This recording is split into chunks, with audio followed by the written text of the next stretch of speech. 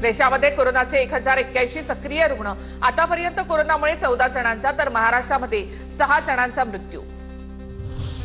संरक्षण सज्जतेमध्ये भारताचा आणखी एक पाऊल पुढे, स्वदेशी स्टेल्थ लढाऊ विमानांच्या निर्मिती प्रकल्पाला मंजुरी, संरक्षण मंत्रालयाकडून प्रकल्पासंदर्भात घोषणा।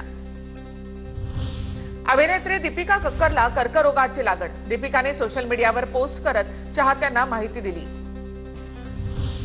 अमेरिकेमध्ये शिकायला येणाऱ्या विद्यार्थ्यांच्या सोशल मीडियाची छाननी होणार, विद्यार्थ्यांच्या व्हिसासाठी नियोजित मुलाखती थांबवण्याचे आदेश, डाव्या विचारसरणीच्या काही विद्यापीठांशी ट्रम्प प्रशासनाचा वाद। आषाढी एकादशी वारीच्या तयारीसाठी मुख्यमंत्री देवेंद्र फडणवीस यांच्या उपस्थितीमध्ये बैठक, उपमुख्यमंत्री एकनाथ शिंदे देखील उपस्थित। 26 जून ते 16 जुलै या काळामध्ये वारीचे आयोजन, बैठकीमध्ये वारकऱ्यांच्या अडचणी दूर करण्यासंदर्भात सूचना।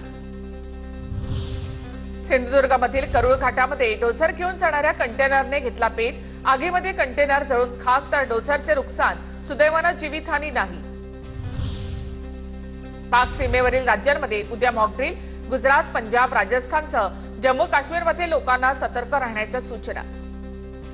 मंत्री नितेश राणे यांची भाऊच्या धक्क्याला भेट, बांगलादेशी मच्छीमारांसंदर्भात तक्रारी आल्यामुळे राणेंकडून भेट, बांगलादेशींकडून स्थानिक मच्छीमारांना त्रास होत असल्याचा आरोप।